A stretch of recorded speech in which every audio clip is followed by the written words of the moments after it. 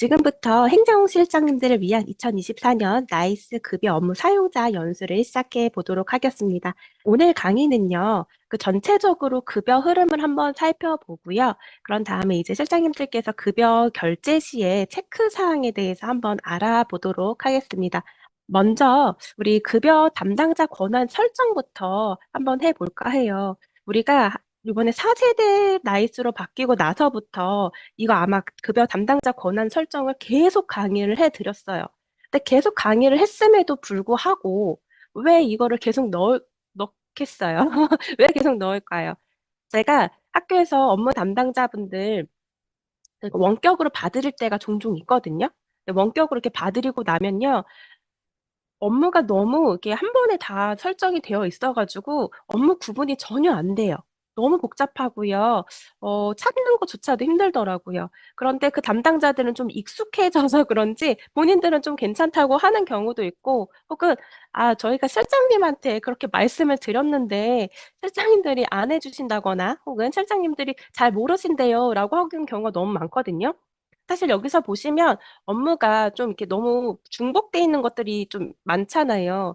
그럼 제가 봤을 땐 이건 제 생각인데 '비슷한 게 너무 많아서 우리가 실수할 수 있는 여지를 주는 게 아닐까.'라는 생각이 듭니다. 그래서 얘를 좀 정리를 잘 해 보면은 업무별로 이렇게 권한을 부여해 주시고 나면요. 저는 급여 담당자 업무 능률이 좀 많이 상당히 향상이 될 거라고 생각이 듭니다. 그래서 실장님들께서 우리 학교 급여 담당자의 그 메뉴가 어떻게 되어 있는지 좀 한 번씩은 좀 검토해 주시고 좀 이렇게 깔끔하게 바꿔 주셨으면 좋겠습니다. 사실 바꾸는 방법은 굉장히 어렵지가 않아요.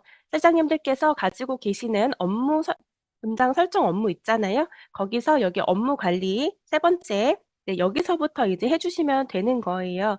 그 나이스에 우리가 메뉴에 동일하게 여기 위에 적혀져 있는 그 메뉴 그대로 이름을 이 아랫변에 써 주시면 되거든요. 네 그대로 써 주시는 거예요. 나이스 메뉴에 보이는 업무명을 아래에 써 주시고요.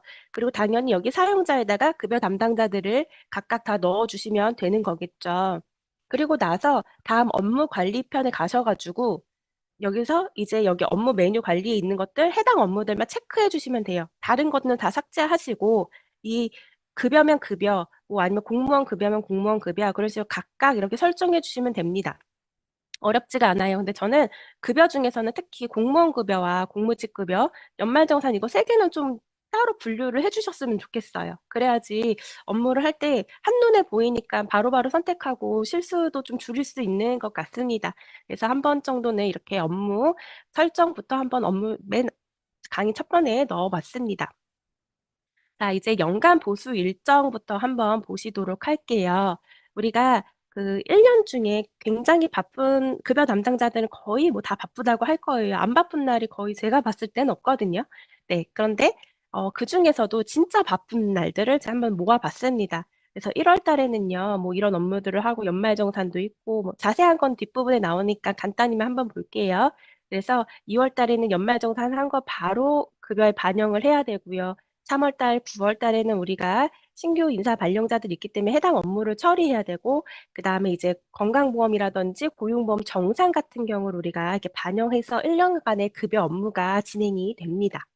그런데 이거는 그냥 간단하게 적었을 뿐이고요. 여기에 보시면 이제 매월 해야 되는 이건 급여 담당자들이 매월 공통적으로 해야 하는 업무예요. 그래서 인사 변동자가 있다면 그런 내용들을 우리가 다 입력을 해 줘야 되는 걸 확인해야 되겠죠. 그리고 이제 교육청에서 정기 승급이라든지 그런 휴복직들 그런 걸 반영을 하게 되면 인사 담 교육 급여 담당자도 그런 내용들을 확인해 줘야 됩니다. 그리고 교직원 공제라든지 그다음에 대여 학자금 같은 경우도 교육청에서 작업을 하게 된다면 그게 잘 반영이 됐는지 급여 담당자는 다 매달 확인을 하고 있습니다.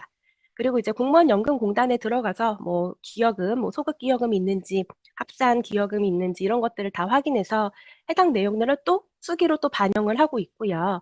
그다음에 우리 매달 해야 되는 것 중에 하나가 초과 근무겠죠. 초과 근무 정액분, 그다음에 초과분 그런 내용들을 근무 일수를 확인해서 반영을 하고 있고 나머지 내용들도 다 급여 담당자가 매달 확인하고 있는 주요 업무들입니다.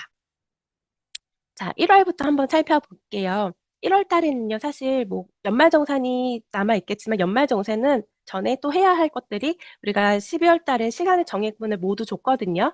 그렇기 때문에 그런 거 이제 과지급분 환수 처리가 진행이 되고요. 그다음에 전년도 연가 초과 사용자가 있다면 급여에서 환수를 하고, 그다음에 가장 신규자들이 어려워했던 뭐 정근 수당이 이제 1월 달에 반영을 하게 될 겁니다. 우리가 또 이제 급여에서 나이스 급여에서 해야 하는 것 말고도 세금 신고가 굉장히 종류가 많아요. 뭐 간이지급 명세서를 제출을 해야 되기도 하고, 원천징수도 제출해야 되고, 그다음에 간이지급 명세서 말고 그냥 지급 명세서도 1 년치 모아서 또 제출해야 되는 게 종류별로 굉장히 많이 있거든요. 그런데 1월 달에는 우리가 해야 되는 것 중에 하나가 하반기 전년도 7 월부터 12 월까지 하반기 간이지급명세서 이제 근로소득에 대한 걸 제출을 다 해 주셔야 되는 시기입니다. 그리고 나면 연말정산이 시작이 되는 거겠죠. 약간 급여에 꽂히기로 하기도 하고, 약간 저는 최종 보스 같은 느낌이 듭니다. 그래서 우리가 연말정산을 바로 하고 나면 1월 달 말에 시작해서 이제 연말정산을 하고 나면 그걸 바로 2월 달에 세금을 다 반영을 해야 돼요. 세금 신고도 다 해야 되고, 홈택스 신고 다 하고, 그거를 급여에 반영해서 이제 환수라든지 뭐 이제 추징한다든지 뭐 이런 것들을 다 모두 하게 되고 있습니다. 그리고 나서 1 년치 전년도 1 년치예요. 1 월부터 12 월까지 모든 지급 조서를 제출하게 돼 있어요. 퇴직소득과 기타 소득, 사업소득, 중도정산점까지 이런 것들을 급여 담당자가 다 해야 되고요. 그거 말고도 우리가 보수총액 신고라고 해서 이런 것도 다 2월 말까지 완료를 해 주셔야 됩니다.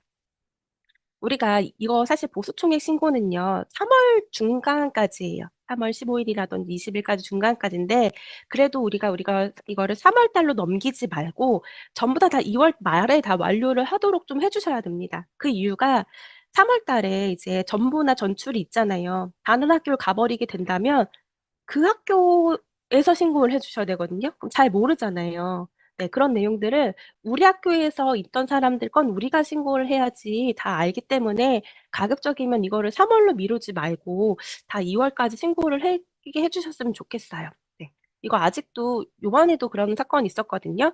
네. 이미 자기는 이제 너무 여유가 없으니까 신고를 못 하고 있다가 그 대상자가 전출을 간 거죠.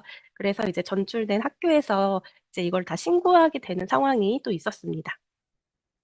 자, 3 월이 되면요, 우리가 인사 변동이 일어나죠. 그래서 인사 변동에 따른 업무들과 그다음에 이제 새 학기가 시작이 됨으로써 새 학기 때 다 맞춰 줘야 되는 게 있어요.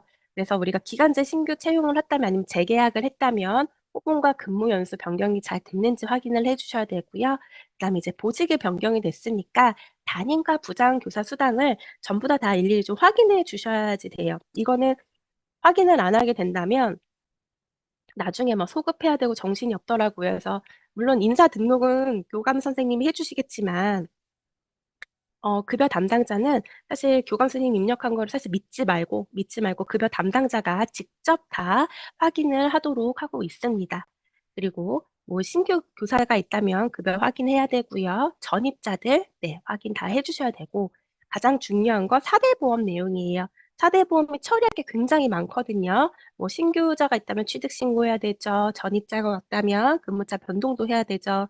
퇴직자가 있다면 상실해야 되죠. 뭐 휴직자가 있다면 고지유예를 하든지 고지유예 연장을 하든지, 뭐 복직자 있으면 해지해야 되고, 너무 할 게 많아요. 그러다 보니까 건강보험이라든지 아니면 공무직 전부했던 4대 보험 내용, 그래서 굉장히 신규 급여 담당자들은 누락하는 사례가 많이 있습니다. 그래서 이런 부분도 누락하지 않도록 좀 꼼꼼히 옆에서 지켜봐 주시면 좋겠습니다.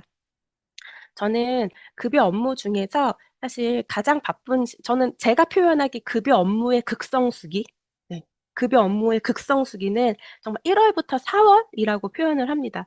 4 월까지는 급여 담당자가 정말 정신을 차릴 틈이 없어요. 네, 정말 정신을 차릴 틈이 없어서 우리가 특히 4대 보험 같은 거 정산분이 나오면, 우리가 이 4대 보험 정산분 같은 경우는 그 재원이 다르잖아요. 개인한테 받아야 되는 게 있기도 하고, 뭐 교특으로 받아야 되는 것도 있기도 하고, 뭐 학교에게서 처리해야 되는 부분 너무 다 다르기 때문에 4대 여기까지가 너무 급여 담당자들한테 힘들어하지 않 힘 너무 힘들어하는 부분이 아닐까 생각이 듭니다.